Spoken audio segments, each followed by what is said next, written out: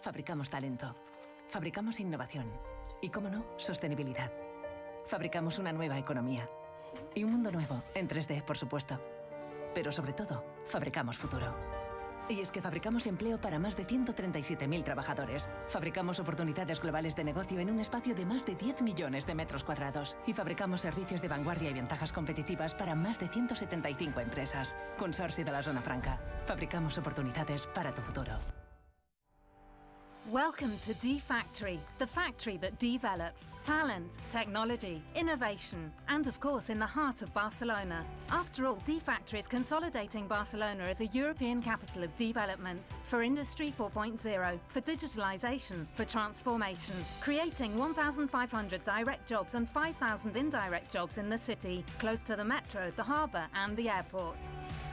And promoted by the Consorci de la Zona Franca de Barcelona.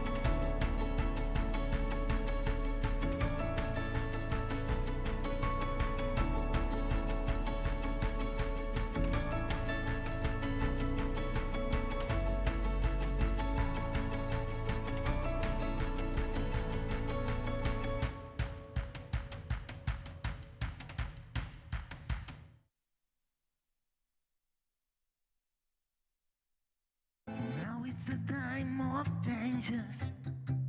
Now is the time to move on. This is the time for solutions. Feel the motion. Be new is born. Me and me, none of you. Now I'm connected to you. Me and me, none of you.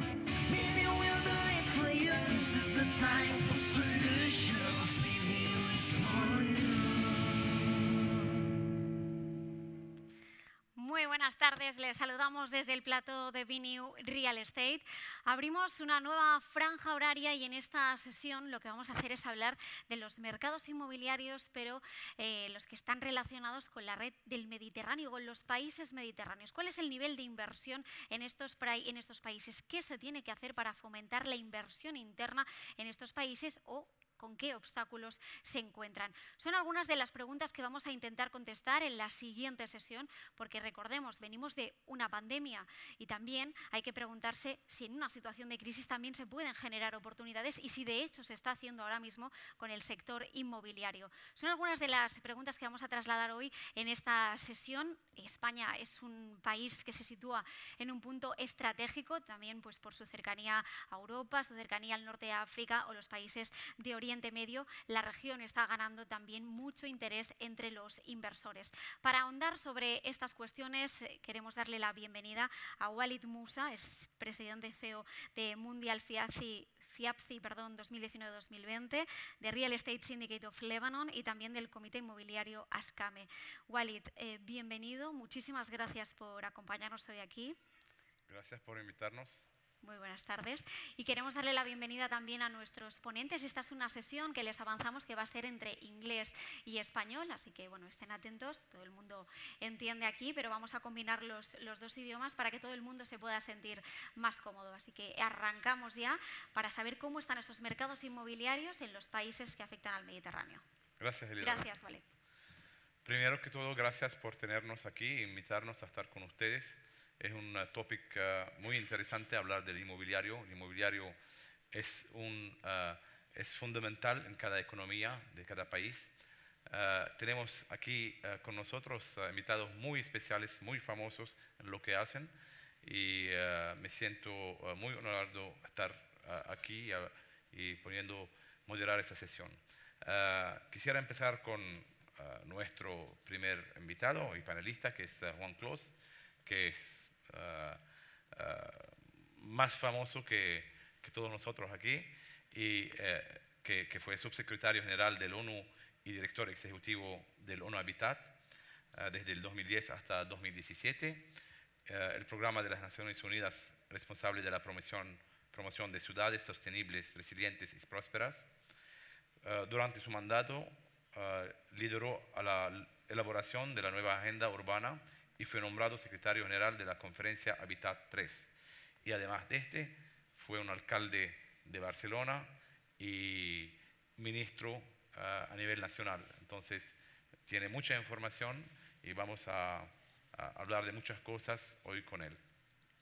También tenemos al lado de Juan, tenemos a Antonio Campagnoli de Italia, que vino especialmente de Milán. Antonio está conocido en el mercado inmobiliario italiano. Antonio tiene más que 20 años de experiencia. Ha trabajado en crowdfunding platform, en transactional liability insurance. Ha trabajado mucho en lo que es sports facilities,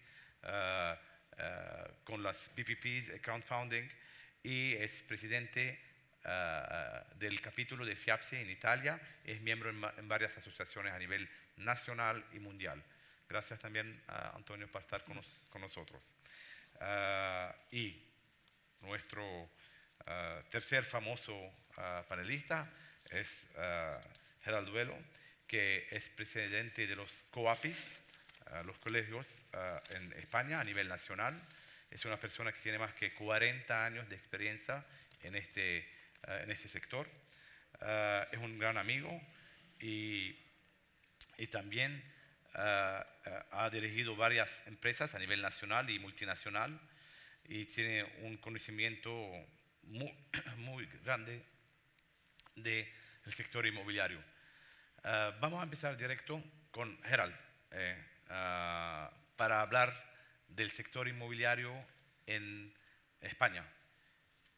Cuéntanos, ¿qué ha pasado después del COVID? Porque te recuerdas cuando hablábamos y salíamos en esas conferencias y hablábamos qué va a pasar después del COVID, quién va a comprar, vamos a seguir teniendo mercados, van a poder comprar, vamos a poder tener inversiones internacionales o no, la gente va a comprar en las ciudades o fuera de las ciudades. ¿Qué está pasando? ¿Qué pasó después? Porque antes era como estábamos viendo el futuro. Ahorita que ya entramos en una zona safe y ya la normalidad, estamos en una normalidad, ¿cómo ves la situación ahorita de punto de vista mercado? Gracias, Walid, gracias a todo el mundo. Bueno, lo de la normalidad yo no lo he vivido nunca, pero bueno, lo acepto, que podría ser más normal. Yo quiero advertir ya a todos los que me están escuchando que yo soy optimista por naturaleza. Lo digo para ya advertir que como patrón de barco estoy acostumbrado a que cuando las cosas van mal todo el mundo te mira a la cara a ver si estás asustado y tú siempre sonríes. Yo siempre he dicho, es evidente que en este caso soy optimista con argumentos, porque peor no podemos estar. Es decir, después de una recesión de 7 años y de un COVID que nos ha tenido, todo lo que venga, bueno, puede caer un meteorito, ¿no? Pero sí que yo creo que peor no vamos a estar. Por lo tanto, ya avanzo una de mis opiniones. Dicho esto, sí que hemos de tener en cuenta varias... es difícil en una pregunta que entenderemos que debe ser respondida en pocos minutos, responder a toda la pregunta que me has hecho, que es amplia. Pero intentaré concretar en 3 conceptos. El primero es que el sector del real estate es fácil de pronunciar. Real estate. Pero cuidado, es que es muy transversal. Es que ha habido el COVID y ha caído los locales comerciales, no sé qué, y ha subido la residencial porque la gente ha visto que puede vivir de otra manera y salirse de la ciudad. Entonces, unos emergen, otros caen dentro de la transversalidad. No es lo mismo la industria, la logística, etc. ¿Vale? Se entiende, primer concepto transversal. La segunda transversalidad es que es un sector geográfica o geopolítica muy transversal. No son lo mismo las ciudades del Mediterráneo, el área metropolitana, es decir, no es lo mismo Barcelona-Madrid que otras capitales o interiores de España. No es lo mismo Málaga que Extremadura. Por lo tanto, también aquí hay la guerra va... la partida va por partes. Segundo elemento a decir. Ya me centraré en algo más pragmático. Estamos en el 2022. Yo no sé, creo que no llegaré al 2050, pero el 2050 está aquí. Pero yo sí hago el número, me acuerdo de hace exactamente pocos años, es que me parece ayer. Por lo tanto, el 2050 está ahí. Y cuidado, el 2050, que muchos de los que escuchan serán ejecutivos quizá de 50 años, o de 40 y pico, o 50 y pico, la población será el doble. El doble. Y el 82% vivirán en ciudades. Ese es un problema. Y en el Mediterráneo he contado 24 ciudades importantes donde se concentrarán el 80% de los que ahora o no están en la ciudad o nacerán. Así que van a tener un problema. Si hoy no se empieza a trabajar el real estate desde un concepto que han etiquetado como Smart Cities, pero yo me concentraría donde se va a concentrar el 80%, utilizando la ley de Pareto, de aquí pocos años. Por lo tanto, la movilidad, la tecnología, la innovación, la planificación política local, la política regional en muchos conceptos, porque dentro de Europa, Mediterráneo es una región, y dentro de España, Cataluña algunos lo consideran una nación, otros es una región, otros es una nación. Por lo tanto, dejo aquí esta primera meditación, que es, hombre, si en una hora nos hemos de hablar de algo para no dispersarnos, tenemos un problema. En Mediterráneo, 24 ciudades van a tener el 80% de la población, que sea el doble de la de hoy. Empecemos a planificar esto en muchos conceptos que tardan 10 y 12 años en poderse resolver. O sea, yo creo que Joan nos explicará muy bien que cosas que él decidió hace muchos años tardaron 10, 15 o 20 años en poderse implantar en el real estate. Y si no se implantaron, si él lo dice, a veces comentamos que es de lamentar que los dirigentes políticos administrativos de hace 10 años no tomaran ciertas decisiones que hoy estaríamos muy distintos. Lo dejo aquí y ya sabéis que es un mensaje optimista.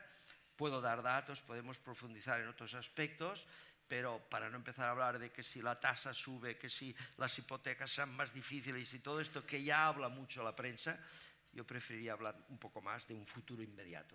Ok, pero la pregunta que yo quería preguntarte es que ya la gente vuelve a querer vivir en las ciudades, porque nosotros cuando estábamos hablando en el tiempo de COVID, íbamos a decir que la mentalidad iba a cambiar y la gente va a querer vivir fuera de las ciudades y que las ciudades van a cambiar, pero estamos viendo que muy rápido la gente quiere volver a las ciudades y aquí tú me dices las demandas. Un matiz, volver a la ciudad, un matiz. En Tokio la ciudad tiene 150 kilómetros de radio. En Madrid es 6 veces más grande municipalmente que Barcelona, porque así se nos limitó. ¿Qué es el concepto? Es que la Gran Barcelona, hay 7 millones en Cataluña, la Gran Barcelona son 4.200.000. La Gran Barcelona va de Mataró a final. Es decir, si hablamos del actual centro de la ciudad que donde manda Colau, es una manera pequeña de hablar. La gente no vuelve al centro, que se llamaría la ciudad. La gente va a la periferia, que podemos llamar también la gran ciudad. Por lo tanto, ese 32% que desde el COVID está buscando una habitabilidad con más luz, con más jardín, con menos costo, etc., no se va de la ciudad. Se va a lo que debería ser la gran ciudad, que es parte, como se considera París, Londres, Tokio, Buenos Aires, Lima, bla, bla. Por lo tanto, en las palabras que tienen mucha importancia, la gente no se va de la ciudad, porque sigue trabajando en la ciudad, sigue viniendo a la ciudad. La gente se va a una habitabilidad algo más barata, porque si no, no se puede quedar en el centro. Esto es el matiz. Entonces el COVID nos ayudó a agrandecer las ciudades, a hacerlas un poco más se van grandes. A engrandecer, sí. Y Joan puede hablar muy bien. Sí, claro. La primera pregunta que quiero preguntar a Juan, que con los post-COVID effect que después de esa pandemia, con una guerra que está en Europa, con la inflación que está pasando, con los costos de construcción que va de más alta y más alta hasta los materiales van más altos, lo que significa cost of construction van a ser más altos, lo que significa que al final la vivienda va a ser más cara a comprar. Lo que quería yo preguntar, ¿cuál es la necesidad de esa región mediterránea a tener casas a precios accesibles, lo que es affordable housing? Porque esa región no es solamente las ciudades ricas que conocemos, esa región es muy grande y tiene de todo. Sí. Entonces, ¿cómo ves esa región? El concepto de affordabilidad es una ratio, no es un dato, es una ratio, es una relación entre ingresos familiares y coste del alquiler. Es decir, tú puedes estar en París y pagar 1.200, 1.500 euros al mes por un apartamento, y en París, dado los salarios de París, esto es affordable. En cambio, en Barcelona no. Y luego en Grecia es muy caro, y en Líbano, no sé, pero en Marruecos mucho más caro. Es decir, que la affordabilidad es una ratio entre ingresos y costes del alquiler. Por lo tanto, la affordabilidad está perfectamente, estrictamente relacionado con los salarios y con el empleo. La variable que afecta más directamente a la affordabilidad en todos los países es el empleo. A mayor empleo, mejor es la affordability, porque la affordability se mide en ingresos familiares, en relación al precio del alquiler familiar. Por lo tanto, en una familia que hay uno trabajando, si pasan a ser dos, doblando el salario de 1.000 euros a 2.000 euros, por ejemplo, la affordabilidad mejora un 50%. Por lo tanto, si queremos trabajar en favor de un sector económico como el real estate, donde se tenga en cuenta la affordability, un tema que tenemos que tener bien identificado es el crecimiento económico y en especial el crecimiento del empleo. Luego está el crecimiento de los salarios y todas estas cosas. Es decir, que la affordabilidad no es un concepto que esté allí no relacionado con el resto de variables socioeconómicas. La affordabilidad está en relación al empleo y a los salarios. Esto es lo primero. Está también relacionado con el costo de la vivienda. Está relacionado con el costo de la vivienda, depende en qué país y depende en qué políticas económicas.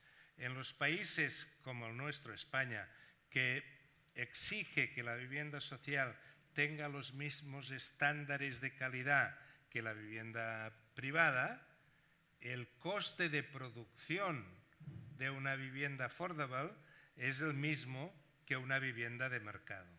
Por lo tanto, si tú quieres producir affordable housing, tienes que producirlo con unos márgenes muy limitados y además seguramente necesitarás una subvención adicional para cubrirte de los riesgos de los impagados, los riesgos asociados a la clientela que tienes en el affordable city. En el affordable housing.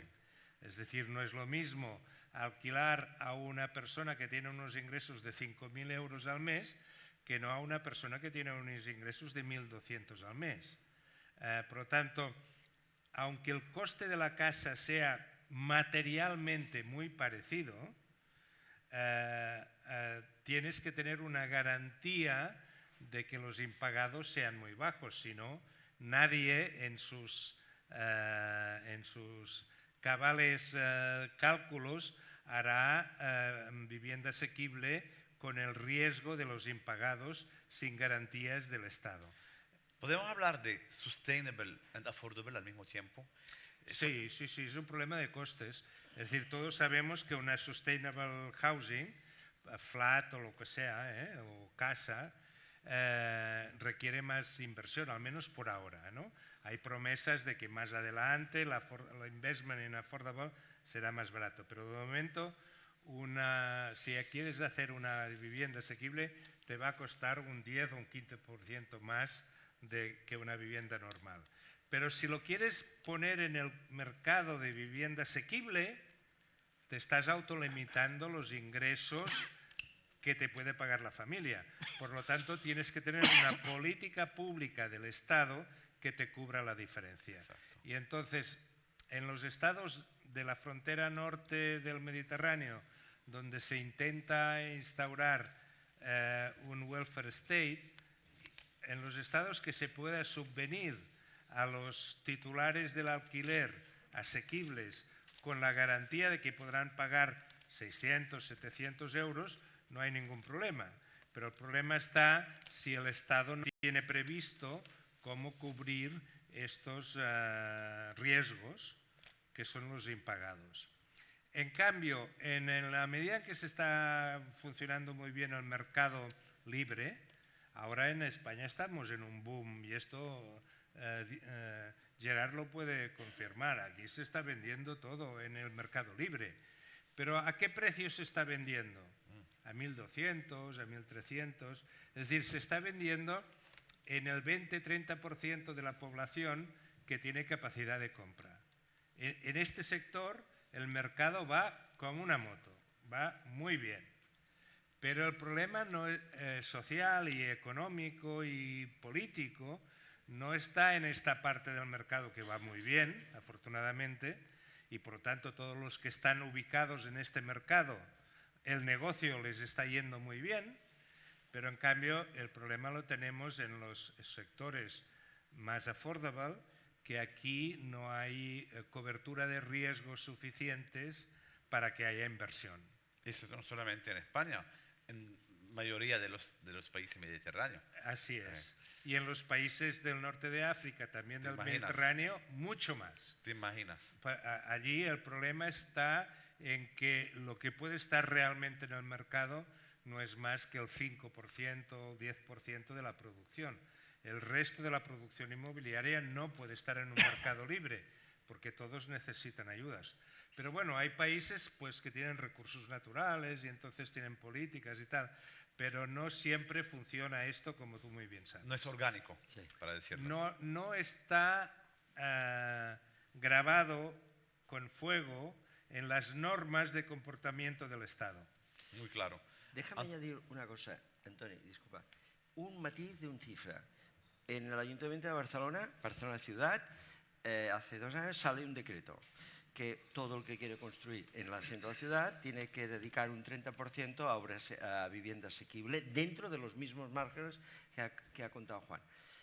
Hemos visto hace una semana los resultados. 80% menos de construcción de obra nueva porque están construyendo fuera, porque no hay margen. Si no hay subvención, no hay margen. Si no hay margen, la empresa privada no hay inversión. Tiene que ser obligatoriamente un decreto que cuente con privado, la privada pública. Y la pública privada es la subvención que ha hablado Juan. Disculpa. Muy importante. Antonio, cuéntanos un poco. Let us know what have happened in the real estate sector in Italy, in the big cities, as well in the suburbs, after the COVID-19 crisis or pandemic. Did the market came back as before? What happened during the COVID-19 and what have happened after it?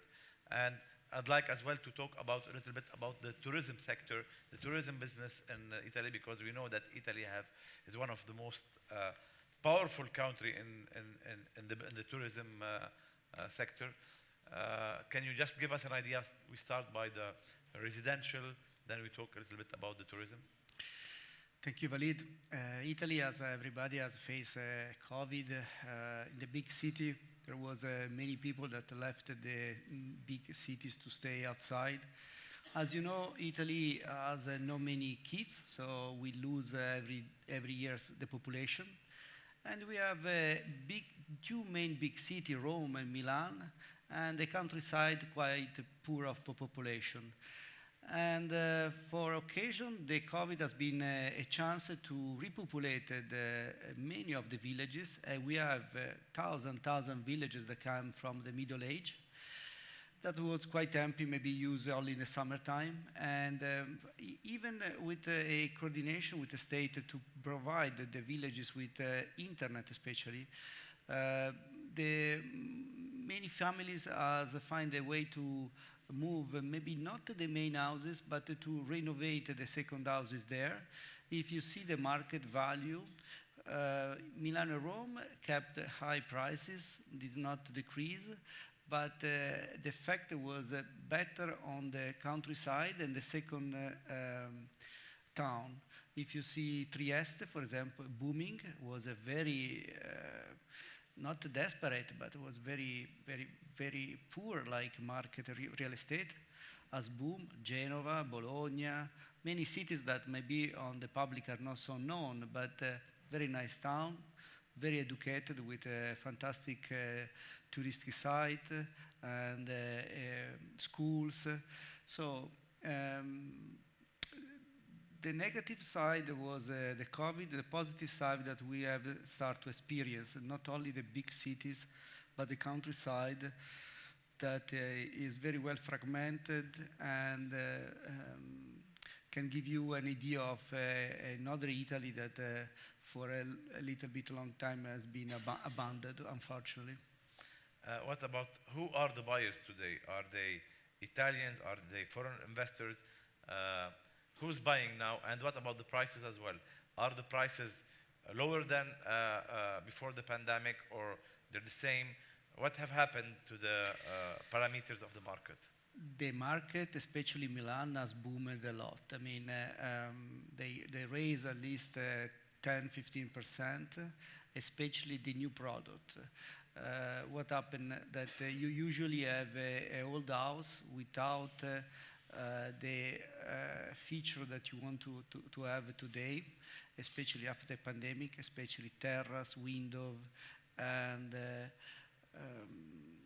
also the common area where you can have, for example, place to make parties or a gym.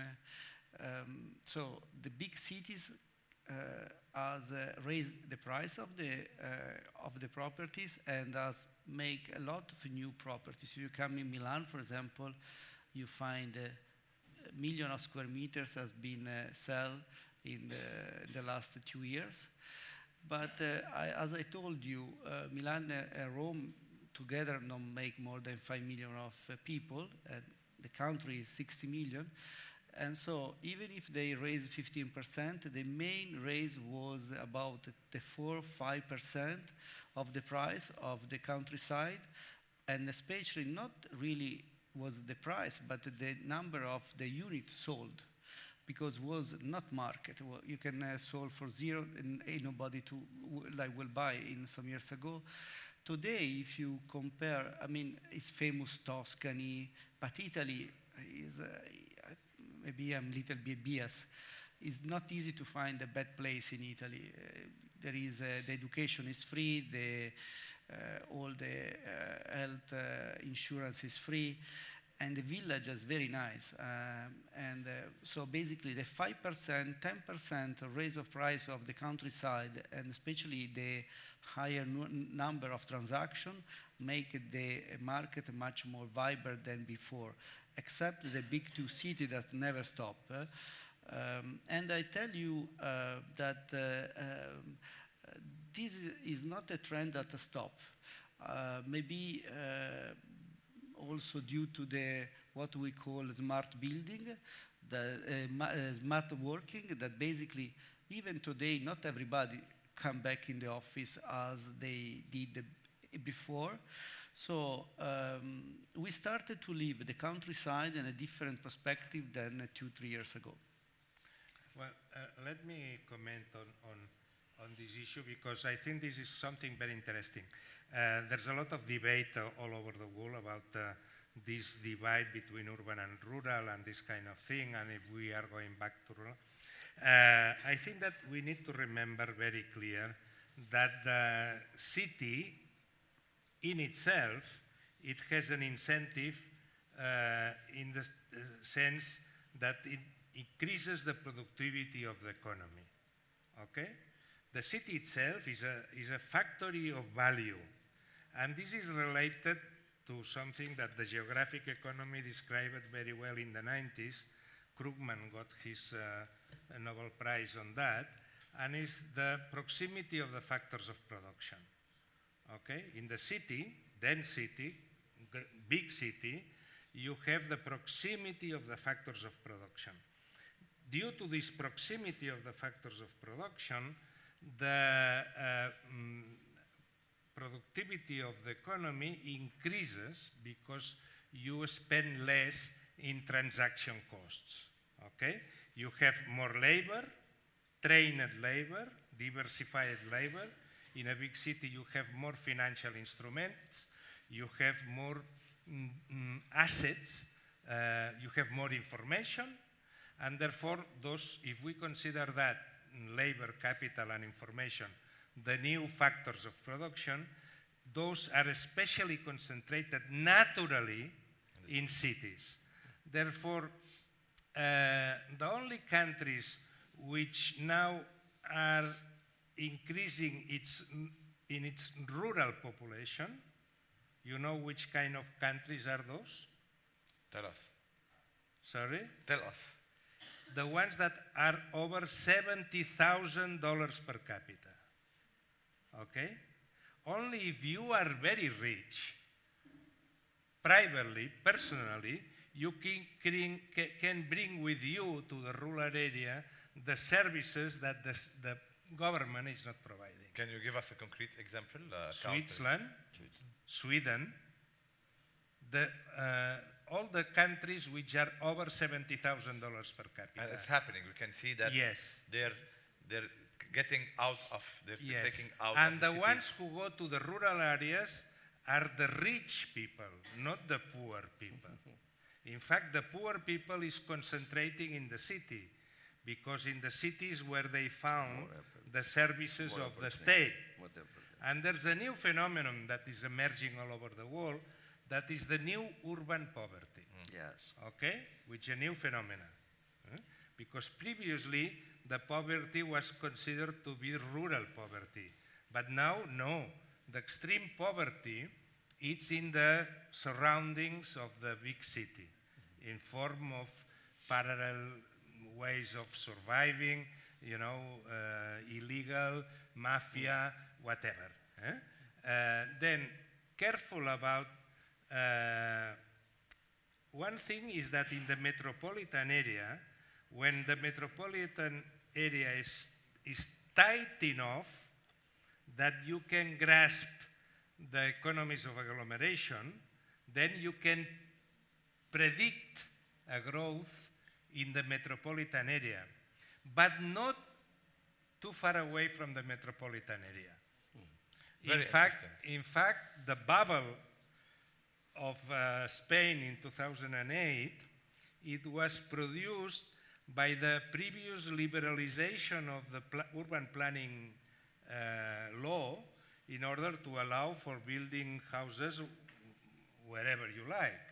And then many of the houses that they were produced during the bubble period, they were far away from the market of labor. If you don't have a labor market for your housing is useless. Not livable. What makes a business feasibility is not the cost of land. Okay? What makes urban business model feasible is the demand. Not the cost of the land. It's relative. Yes. It's relative, depending on your purchasing power. Of course. You can buy very cheap land, you can produce a house there, but if there's no market, it doesn't matter how cheap it is. Exactly. When I was in the United Nations, I received a call for a minister of one country, which was an oil-producing country, and they had a lot of money from the oil, and they were building free houses for the poor people. And he called me and said, I have a problem. No one is buying. Nobody wants to go to the free houses. And free? Yeah. They prefer to stay in the slum inside the city, nearby the jobs, than not in a free house 50 kilometers or 70 kilometers away. The cost of the house. Then careful, because when we talk about residential viability, it's not related only with the cost. It's again a ratio. It's a cost in relation to the capacity of paying the cost. Yes. The absolute cost doesn't tell you anything. That's why, and you know better than I do, when you need to create affordable housing, it's not only creating those buildings, it's creating a livable area, life, where there is retail business, where there is factories, where you need to create life around those residential because areas. you will live alone there. If no, who is willing to go there? Nobody. Even if, for example, you gave me the example of this rich country, even if they create some kind of cheap transportation, still there is time, and still there is people, children and women living at the home that have nothing to do maybe in those areas. And in the modern state tends to provide services. Yes. And hopefully, even the developing countries, they are going to provide education, more or less free education, more or less free health. Then, in order for the state to provide this kind of services scattered around the land, it's impossible to pay. It's too expensive. Exactly. For the poor country, a poor country is going to concentrate in several places where they can buy or can pay for the services. Then, you cannot urbanize the desert. I totally agree with you. Unless you are over $70,000 per capita. Very good point. Gerald, I would like to, quisiera... Yo quiero continuar un poco lo que está diciendo porque... ¿En qué sentido? ¿En qué parte? No, lo mismo. Es decir, a sumar algo. I always learn a lot from you, John. Yo siempre aprendo mucho de Juan porque él inicia un tema que es siempre apasionante. Y esto enlaza, ahora me preguntan lo que quieras, pero enlaza con lo que yo decía al principio. Esas planificaciones no son de un año o dos, son planificaciones a 10, 15 años. Es decir, hacer que la gente, aunque le regales la casa, tenga un entorno donde pueda trabajar y vivir, sobre todo trabajar y ganarse un dinero, no se hace en 4 días. Por lo tanto, bueno, un ejemplo, Consorcio de la Zona Franca, centro bastante grande que puede potenciar mucha industria para alimentar mucho del paro alrededor de una ciudad que es más urbana que industrial. Por lo tanto, añado, para mí, tu intervención, que siempre la sigo, es vital a 10 y 15 años vista. Tú no puedes construir un edificio, sí, pero una zona, un barrio, teníamos Belviche, teníamos Badía, crecieron Sabadell, Tarrasa, Cerdanyola, Ripollet, alrededor de un desarrollo industrial, comercial en aquel momento más que industrial. Paro aquí, ahora me pregunta lo que quieras, pero tenía ganas de decir que para mí lo que ha dicho es básico en una planificación de al menos 10 años. Yo quería un poco hablar contigo sobre las inversiones que están pasando ahorita en España. ¿Hay inversiones extranjeras? Sí o no. Y si hay, ¿quién son los extranjeros que están invirtiendo? Ese es uno. Y si hay obstáculos, ¿cuáles son los obstáculos? Perfecto. ¿Y cuáles son las soluciones que ustedes ven a esos obstáculos? Respondo a las dos preguntas y media. A ver, los obstáculos también van saliendo. Ahora hablaremos del obstáculo ruso.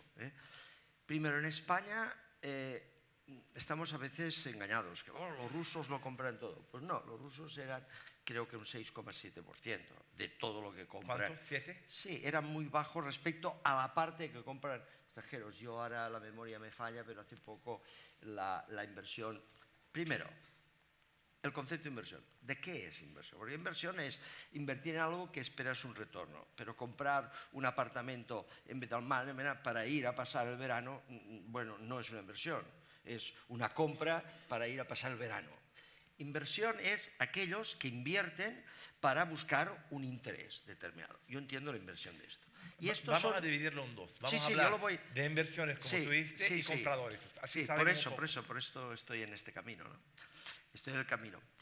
Compradores que vienen básicamente, Francia, que compra mucho en el Mediterráneo, la zona del Mediterráneo, es el principal inversor europeo.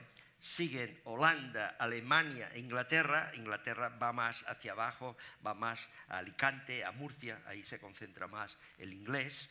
El alemán se había concentrado en la Costa Brava más, Mallorca se va, Mallorca es Mediterráneo también, por lo tanto, Málaga está en un momento de resurgir importante, pero ya viene más resto del Mediterráneo, ya no tanto el europeo, sino tal. De esta inversión, llamamos a inversión, pero de estas adquisiciones se dividen en dos. El inglés que se retiraba y con lo que la pensión que tenía iba a vivir a Alicante al menos 6 meses, bueno, es una inversión porque después vendes el piso cuando vas, pero no lo consideraría inversión, lo consideraría comprador. Esto ocurrió mucho tiempo con Alemania y tal. También ocurre en menos grado, pero los chinos. Pero el ruso era distinto. El ruso era inversor. El ruso, él no se movería de Rusia, de donde está haciendo el dinero, pero podía comprar un edificio de 20 millones para rentabilidad, para rehabilitarlo. Eso es una inversión. Después venderlo o revenderlo o buscar rentas aquí. El ruso también compraba terrenos para que un socio español edificara y hiciera. Esos son inversores. De hecho, en mi vida particular, mi compañía desde el año 97 solo se dedica a esta parte del real estate. Por eso contestaré mejor. El inversor es temeroso, es cobarde. Es decir, el que tiene dinero, generalizando, que tiene enfermedad, es miedoso. Cuando lo vemos en la bolsa, pasa no sé qué, el día siguiente, ¡pum!, cae. ¿Sabes? Ese dicho es lo mismo en todas las en todo el mundo. Lo escuché en todas las idiomas. En todo el mundo, porque el inversor es todo y el miedoso es el ser humano. Por lo tanto, cuando ocurre cualquier inestabilidad, lo primero hay una retracción. Y inestabilidad hay muchas, es decir, hay muchas. En este momento, pues la guerra es un factor de inestabilidad, el cambio del costo de la energía es un factor de inestabilidad, el costo de las materias primas que se disparan, los productos agrícolas con el problema de Ucrania se disparan. Podríamos poner muchos ejemplos. Pero también es verdad que esto va a ser una primera reacción. Miremos. Pero tienen necesidad de invertir, porque muchas de estas inversiones, family office, fondos de inversión y tal, tienen unas obligaciones de rendimiento y no sacan de nada tener un dinero. Vale más ganar un 1 que no ganar nada. Por lo tanto, ellos, donde buscaban rentabilidades hace años del 7, se conforman con el 4 y a lo mejor el 3 con tal de más dinero que el banco que ya no da. Por lo tanto, al final, después del primer susto, tienen que buscar y se adaptan. Lo que pasa que tiene un tiempo de adaptarse el nivel de riesgo. Donde tengo menos riesgo es donde voy a invertir aunque me dé menos. Es decir, invertir en el Paseo de Gracia te va a dar un rendimiento del 2,8 o el 3, pero el selling out va a ser rápido. Es decir, siempre te van a quitar aquello de en medio. No voy a decir una capital, pero bueno, en Zaragoza, por decir, en un polígono industrial de Zaragoza te puede ofrecer del 7 al 10, pero si se te va el decalón de turno, puede estar un año en buscarle este nuevo selling. Por lo tanto, en este momento, salvo el ruso, porque la segunda pregunta es qué obstáculos han aparecido, todos lo sabemos, la Comunidad Económica ha tomado unas medidas donde un ruso incluso vende aquí un piso y lo vende por 700.000 y tiene un problema de ponerlo en el banco de aquí, porque más de 100.000 ya no puede. Entonces, no entraré en la casuística especial del ruso, pero lo concretaré diciendo que hay un obstáculo para la inversión de muchos rusos que no están en Rusia. Muchos rusos que estaban aquí, que están ubicados aquí o que están en Europa. Hay un obstáculo. Otro obstáculo es el natural.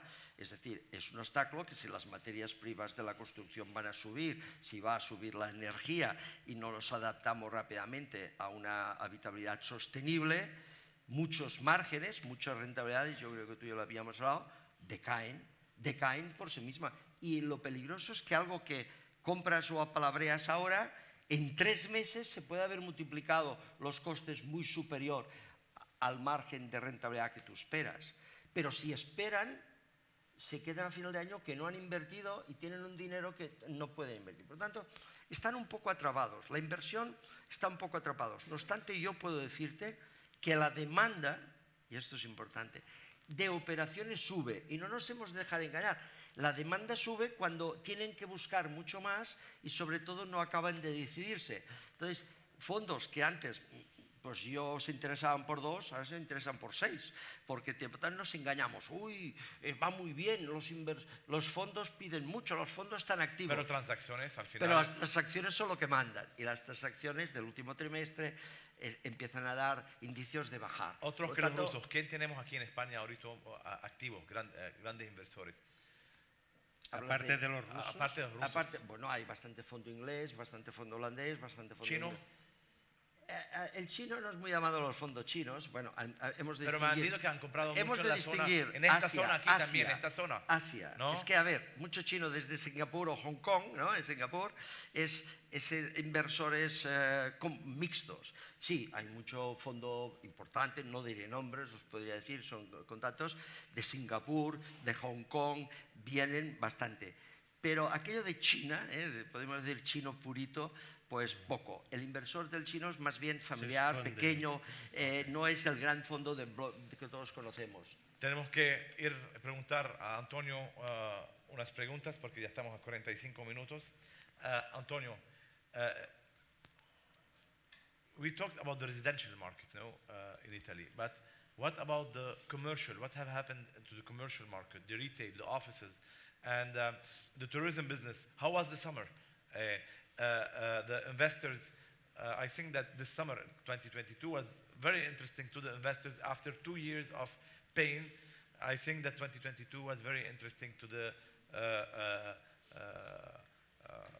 hotels and to the F&B industry. So can you tell us a little bit about the other sectors other than residential? So there are different sectors. The hotels and the touristic sector has been booming in the last summer also because people wanted to finally go to the seaside from Italy, from outside. And what happening in the touristic sector was a little bit of merger of structure.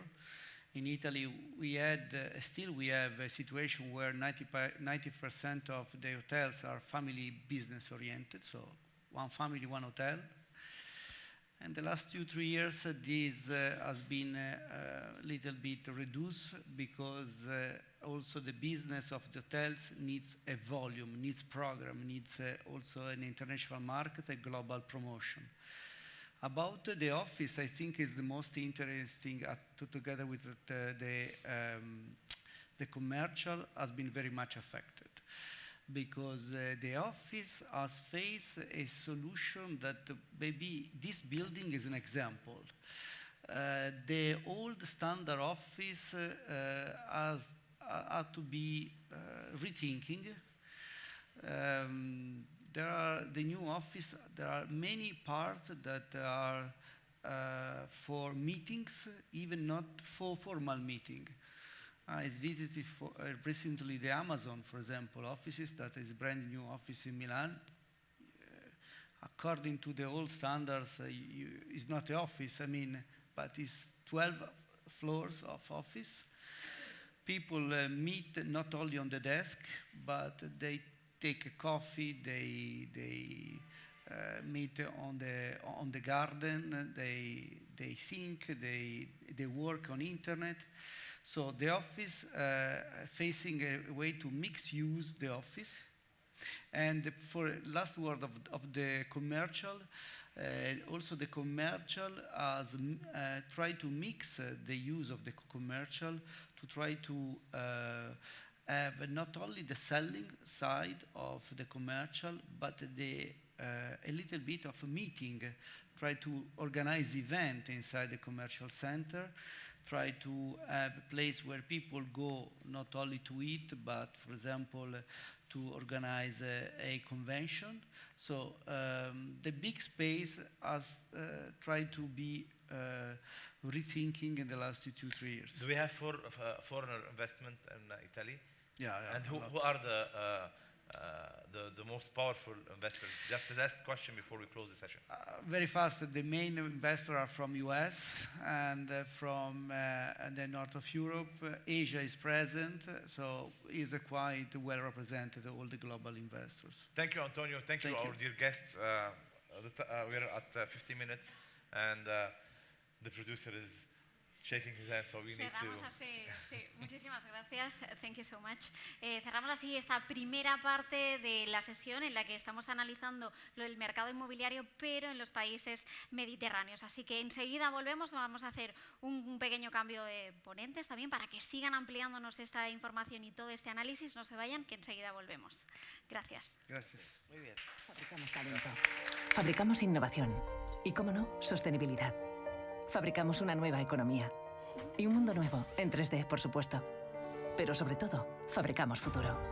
Y es que fabricamos empleo para más de 137.000 trabajadores. Fabricamos oportunidades globales de negocio en un espacio de más de 10 millones de metros cuadrados. Y fabricamos servicios de vanguardia y ventajas competitivas para más de 175 empresas. Consorcio de la Zona Franca. Fabricamos oportunidades para tu futuro. Welcome to D-Factory, the factory that develops talent, technology, innovation, and of course in the heart of Barcelona. After all, D-Factory is consolidating Barcelona as a European capital of development for Industry 4.0, for digitalization, for transformation, creating 1,500 direct jobs and 5,000 indirect jobs in the city, close to the metro, the harbour and the airport. And promoted by the Consorci de la Zona Franca de Barcelona.